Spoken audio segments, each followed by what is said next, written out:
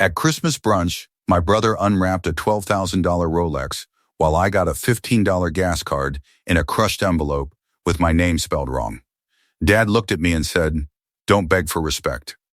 I placed it back on the table, walked out before coffee, and by breakfast, Mom was calling like that little card had ruined the whole house.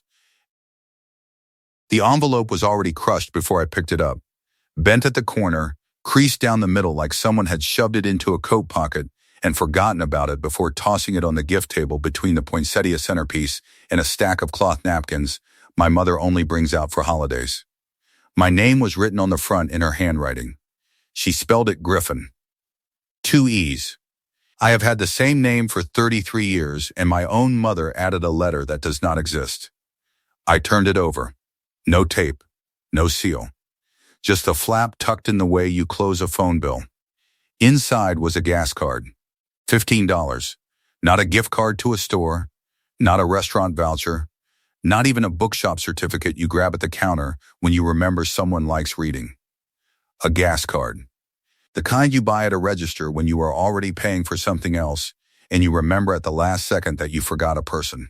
Not forgot a gift, forgot a person. Across the table, my brother Knox was pulling the lid off a black velvet box. The Rolex caught the overhead kitchen light and threw a thin stripe of reflection across the ceiling. $12,000 on his wrist before the turkey was carved. My father leaned over and clasped Knox's shoulder the way you clasp a man who just closed a deal. My mother smiled from the counter with both hands folded in front of her apron. Knox's wife Tessa covered her mouth and whispered something about the bracelet clasp. The whole table was watching Knox's wrist. Nobody was watching mine. Nobody was watching the gas card. If you are new to this channel, welcome to Family Secret Tales. What matters right now is not my name. What matters is what I found when I stopped pretending the gas card was just a bad gift. My mother must have seen me holding the envelope because she said from the counter, "Oh, I grabbed that last minute. I know you are always driving around for work." She said it cheerfully, like $15 of gas was a thoughtful choice, and not the thing you hand someone when you have already spent your attention elsewhere. Knox looked up from the Rolex and grinned. "Hey, at least you can drive to work in style, right?" He laughed. Tessa laughed. My mother smiled the smile she uses when she wants everyone to agree that what just happened was fine. My father caught my eye across the table. I had not said anything, had not moved, had not shifted in my chair or sighed or cleared my throat. I was sitting still, the way I sit still at my desk when a file comes across my screen and the numbers do not add up. But he saw me holding the envelope, and his expression shifted into something I had known my entire life. The look that says, "You are about to embarrass me." "Don't beg for respect," he said, not quietly, not under his breath. Loud enough for Tessa to stop whispering. Loud enough for Knox to look up from the Rolex. Loud enough for Uncle Hank, sitting at the far end of the table with a coffee he had not touched, to set his jaw and stare at his plate. The dining room has 12-foot ceilings. My father's voice filled every inch. "You sit at a desk and count other people's receipts, Griffin. Your brother built a restaurant from nothing. You file papers. Knox takes risks. That watch is for a man who builds. You got what matches." Hank set his mug down hard enough for coffee to spill onto the saucer. "Bert," he said. One word. A warning. My father ignored it. Knox examined the Rolex clasp like the conversation had nothing to do with him. My mother adjusted a napkin ring that did not need adjusting. I placed the gas card back on the table. I did not throw it. I did not crumple it. I set it down next to the crushed envelope with my misspelled name facing up, pushed my chair back without scraping the floor, and walked out of my parents' house before the coffee was poured. The front door closed behind me with the soft click of a latch, not a slam. I have never slammed a door in that house, not once in 33 years. I sat in my car in the driveway for 4 minutes, engine off, hands on the steering wheel. I was replaying the sentence, not because I did not understand it, because I understood it completely. 33 years of being reliable, being quiet, being the son who writes checks and never asks for anything back, and it earns you a crushed envelope and a public lecture about knowing your place. I drove home through empty streets. Willow was grading reading assessments at the kitchen table. Second graders, sight word recognition sheets, little red stars at the top of each page. She looked at my face and said, "Tell me when you are ready." I was not ready yet. But before I had been home an hour, my phone had already lit up 6 times. By evening, the count was 14, all from my mother. Here is what you need to understand about my family before the rest of this makes sense. I am the second son. Knox is 3 years older, 4 inches taller, and has been the center of every room since he could walk. He is the kind of person who enters a conversation and the chairs turn. When Knox dropped out of his business degree to open a clothing store at 23, my parents called it bold. When the store failed 2 years later, and they quietly covered $40,000 in losses from their savings, they called it a learning experience. When Knox pivoted to restaurants and opened the Hearth with a $10,000 commercial startup loan, my father stood at the ribbon cutting and called it destiny. Knox has failed at 3 businesses in 11 years. Each failure cost more than the last. Each time, my parents called it something that sounded like praise. When I finished my accounting degree, passed the certified fraud examiner exam on my first attempt, and got hired at Plains Federal Credit Union to work in their fraud investigation unit, my father said, "At least you will always have a desk." But here is the part they never factored into the math. 7 years ago, June 2019, my parents were $85,000 short on the down payment for the house at 4511 Larkspur Drive. My mother called on a Tuesday afternoon while I was reviewing a case file. She was crying. She said the bank would not extend them additional credit, and Knox's financial picture was already stretched across the clothing store debt. She said they might lose the house they had been building their retirement around. I drove to their kitchen table that Saturday with a cashier's check for $85,000. 3 years of savings. I was 26 years old. My father took the check, looked at the number, folded it once, and put it in his shirt pocket. He said, "We will work this out." He did not say thank you. My mother hugged me. Knox was not there. My name went on the deed as co-owner. I never asked for the money back. I never mentioned it at a single dinner, a single holiday, a single phone call. I just kept paying my own mortgage and watching my parents hand Knox everything while the floor beneath their feet was partially mine. I almost signed the back of that gas card and slid it in my wallet like it was nothing. Like every other year when the gifts were uneven, and I told myself the disparity did not mean what it clearly meant. But the misspelling stopped me. 2 E's. Griffin, my own mother. She signs my name on Christmas cards she sends to the extended family. She has written it hundreds of times. And on the one day it mattered, she added a letter that does not belong. Something about that second E broke the pattern I had been running since I was 22 years old. The pattern of filing it away, counting my losses, and never making a scene. The calls from my mother continued through the night and into the next day. 14 on Christmas Day. 9 more on the 26th. The voicemail started soft. "Griffin, honey, your father did not mean it that way.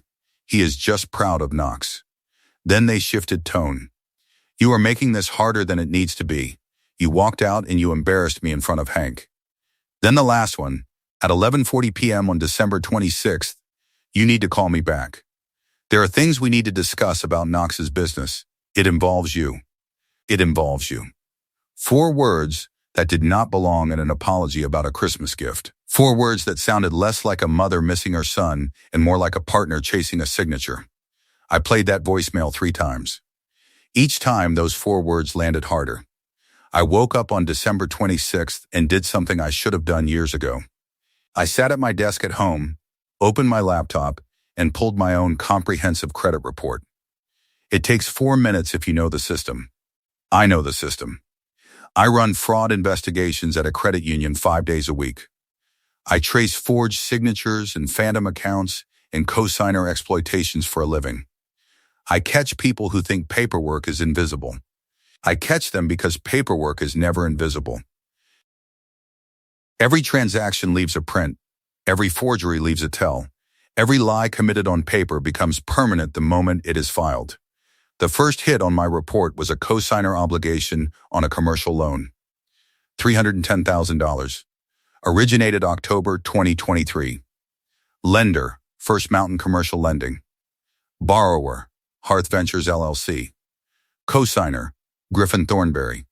Social Security number, mine. Employer, Plains Federal Credit Union. I had never signed that document. I had never seen that document. I had never heard of Hearth Ventures LLC until that morning when it appeared on my screen, attached to my name like something growing, in a place it was not supposed to be. The second hit was a personal guarantee on a commercial vehicle lease. $47,000.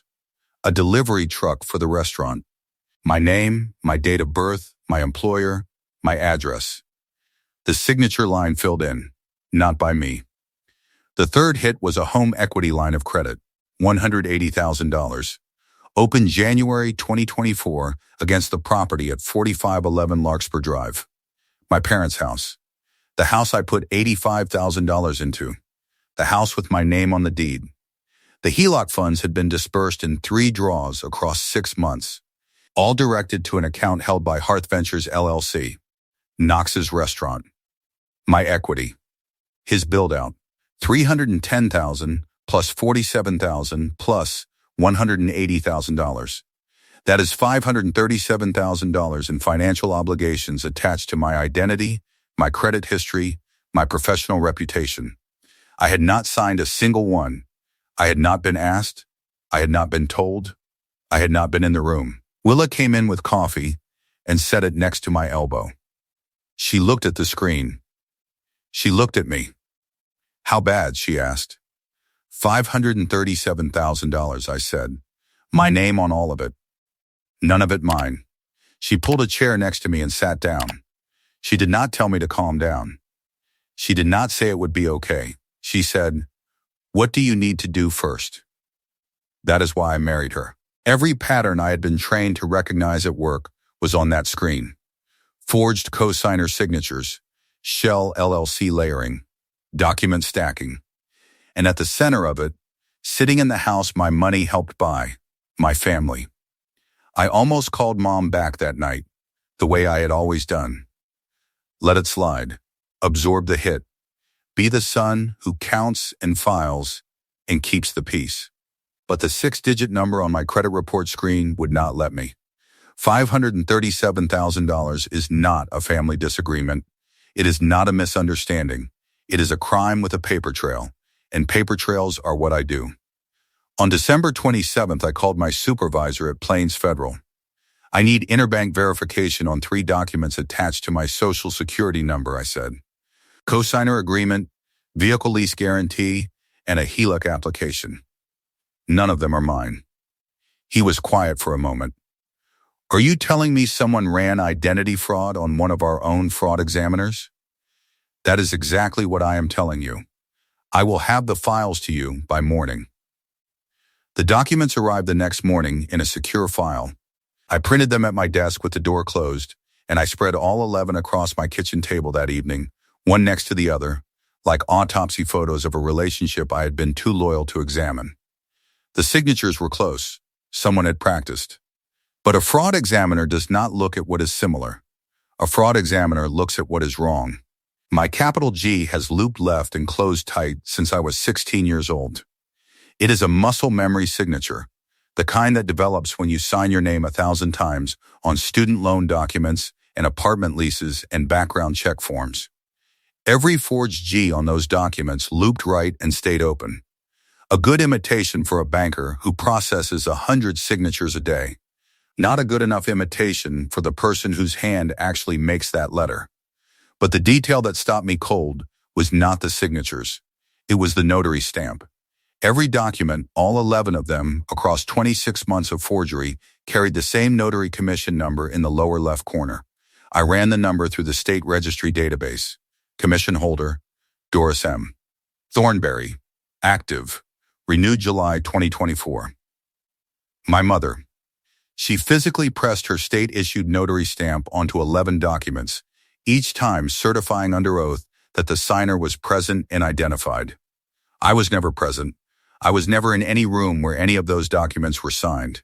She collected her $2 notary fee each time and renewed her commission in July 2024. Midway through the fraud, because it was set to expire. I showed Willa the notary registry printout that night. She read the name. She read the commission number. She set the paper down and said, "Your mother did this?" 11 times. "That is not looking the other way," Willa said quietly.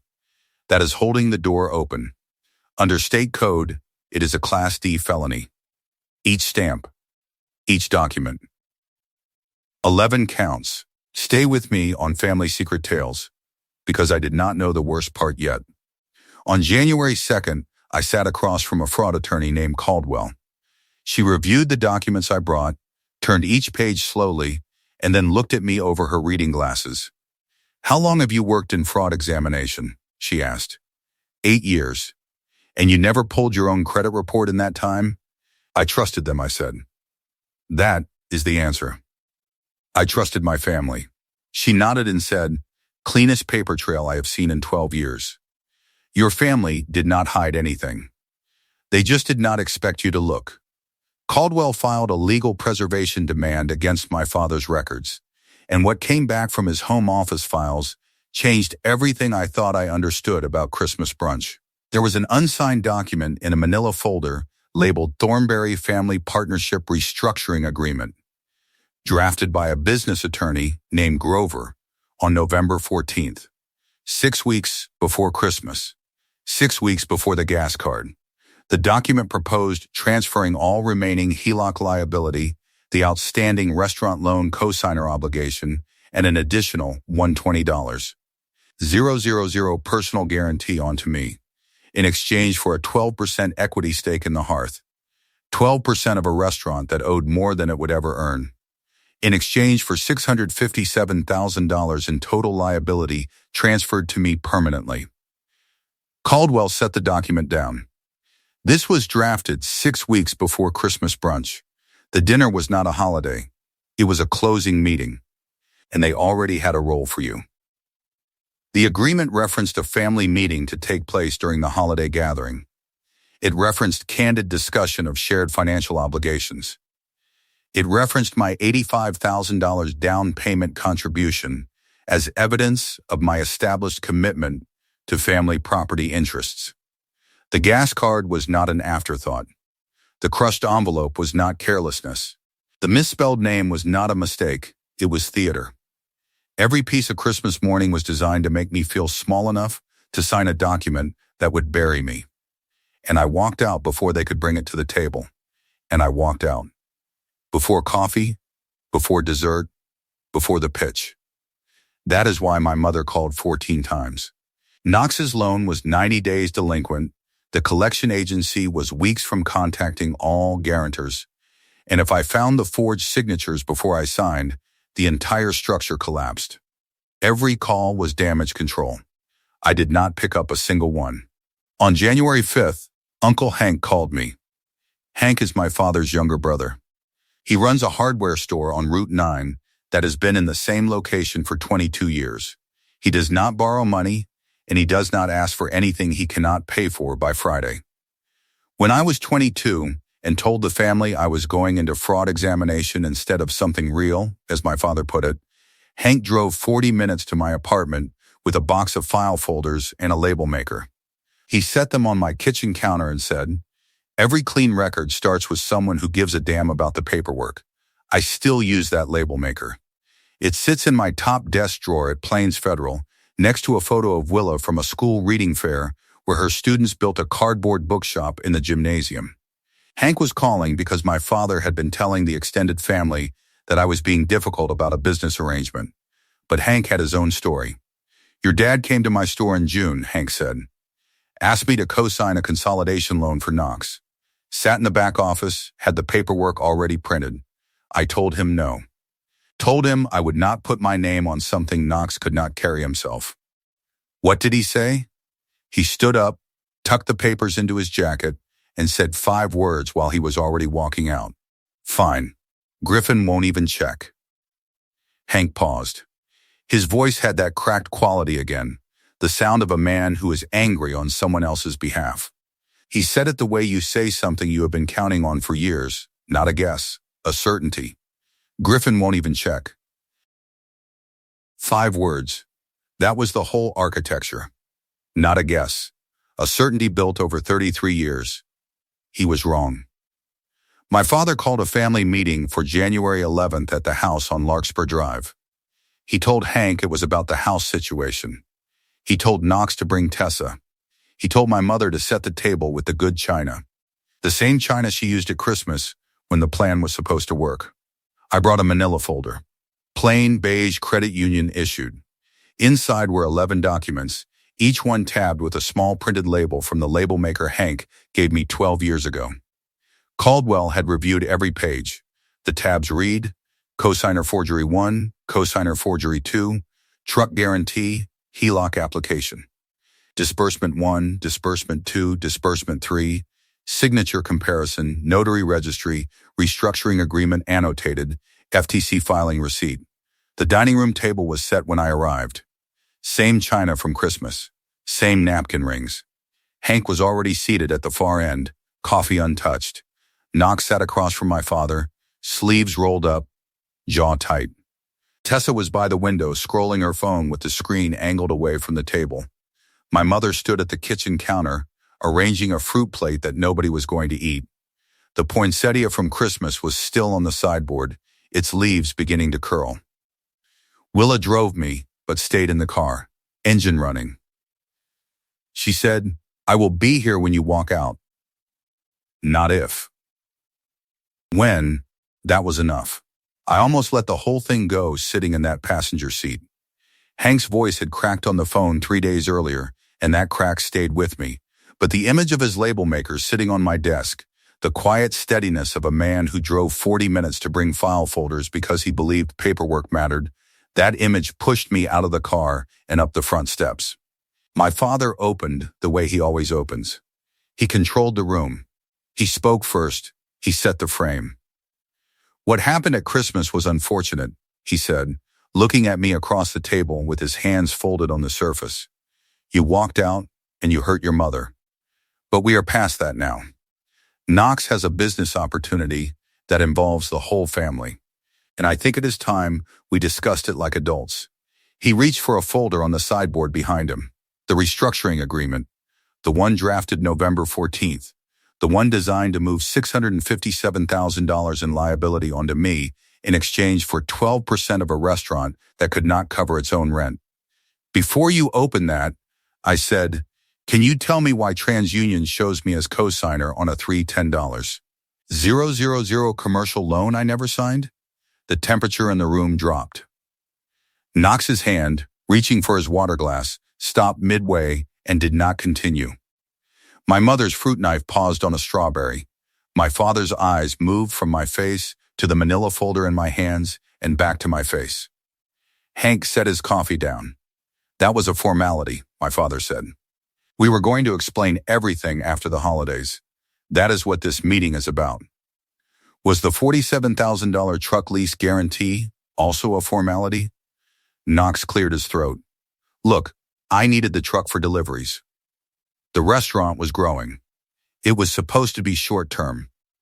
You put my name on a lease without telling me, Knox. Dad handled the paperwork. I did not think it was a big deal. You did not think my name on your debt was a big deal." He said nothing. His chair creaked under him. "What about the $180,000 HELOC drawn against the house I put $85,000 into? The one dispersed directly to your LLC? Was that also not a big deal?" Knox pushed his chair back 6 inches, not to stand, to create distance between himself and the documents he could feel coming. Tessa stopped scrolling and looked at Knox. He did not look back at her. "Now I need you to listen," my father said, and his voice dropped into the register I have known my entire life. The low, controlled tone that means he has decided the conversation is over, and the only response he will accept is compliance. Everything we did was to protect this family's investment. The restaurant needed bridge funding. Your credit was the strongest in this family. We were going to restructure everything after the holidays. That is why I called this meeting. You forged my signature, I said. Flat, no heat. It was temporary. 11 times. We were going to tell you. Over 26 months. You were not using that credit for anything important. This is a family matter, he said, not a legal one. Mom, I turned to Doris, who had not moved from behind the counter. Your notary commission number is on every one of these documents. All 11. You physically pressed your state-issued stamp onto each page, certifying that I was present and identified. I was never present. I was never identified. I was never in any room where these documents were signed. I did not know what I was stamping, she said. Her voice was small. Her hands were flat on the counter. You stamped 11 documents over 26 months. You renewed your notary commission in between. July 2024. You renewed it during the fraud, Mom. You chose to keep going. She set the fruit knife down. She did not look at Hank. She did not look at Knox. She looked at the countertop like it was the only safe surface left in the room. Then she whispered, Your father said it was the only way to keep the restaurant open. Don't, Knox said sharply from across the table. It was the first time I had ever heard him tell our mother to stop talking. The room registered it. Hank's eyebrows lifted a quarter inch. Tessa looked at Knox like she was seeing him for the first time. Knox stood up. His chair scraped the hardwood. I don't need to sit here for this. Hank, from the far end of the table, did not raise his voice. He said one sentence. Sit down, Knox. Knox looked at Hank. Hank did not blink. Knox sat down. I opened the manila folder and laid each document on the table, one at a time, the way I lay evidence across a conference table at the credit union when I am walking a compliance officer through a fraud case. The cosigner agreement, the truck lease guarantee, the HELOC application, the 3 disbursement records showing $180,000 flowing to Hearth Ventures, LLC, in staged draws. The signature comparison printout, my real G beside the 11 forged ones, each discrepancy circled in red. The state notary registry printout with Doris's name and commission number highlighted. The restructuring agreement drafted November 14th, with Caldwell's annotations marking every clause designed to shift liability onto me. You said I sit at a desk and count receipts, I said, looking at my father. You were right about one thing. I counted yours. 11 forged signatures across 3 obligations totaling $537,000. Cosigner fraud.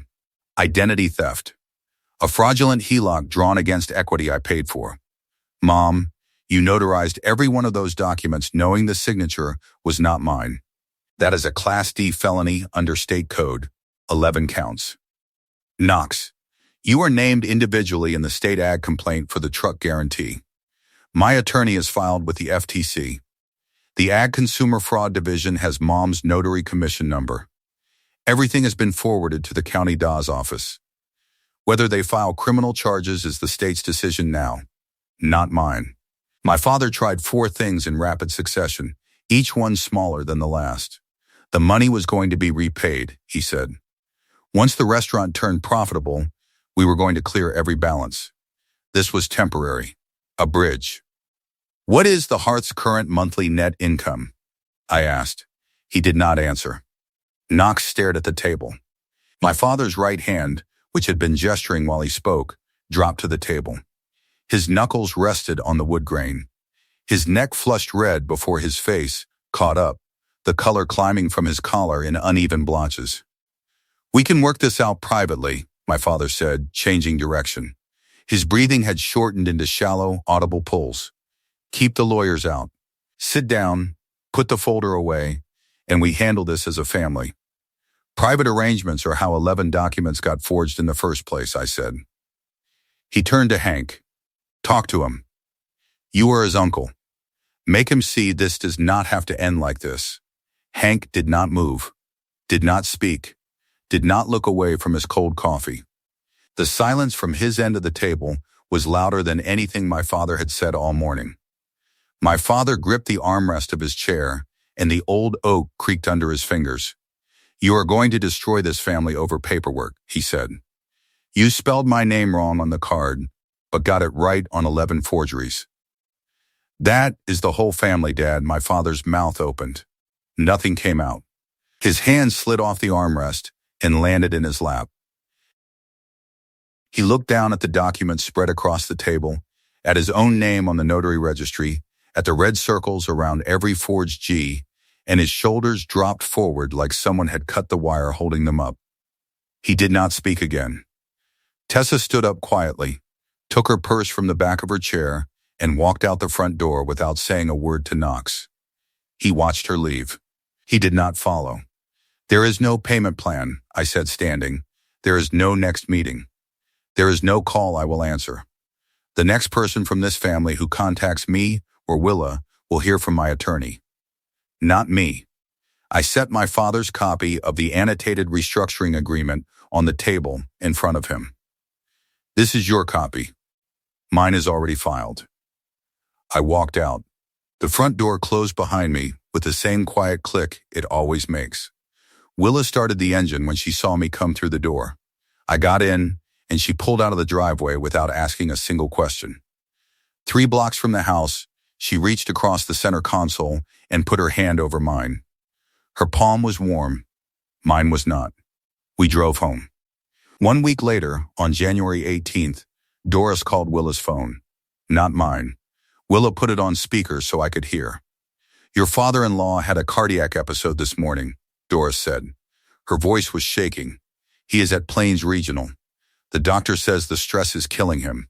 If Griffin does not withdraw the fraud report, your father-in-law could die knowing his own son did this to him. Which floor is he on? Willa asked. The pause lasted 4 seconds. I do not remember the floor number, Doris said. They moved him. What is the doctor's name? Another pause. Longer, I have to go, Doris said, and hung up. Willa called Plains Regional directly. The hospital had no record of a Bert Thornberry admission that day, that week, or that month. Willa texted Doris one line, Plains Regional has no record of a Bert Thornberry admission. Griffin's attorney has been notified of the false claim. Doris did not respond. She has not called Willa's phone since. If this story meant something to you, subscribe to Family Secret Tales. Here is what happened next. Knox's delivery truck was repossessed from the Hart's parking lot on a Tuesday morning in February. The leasing company sent a flatbed at 7:40 a.m. Knox was inside the kitchen doing prep when the repo driver knocked on the door and told him he had 15 minutes to remove personal items from the cab.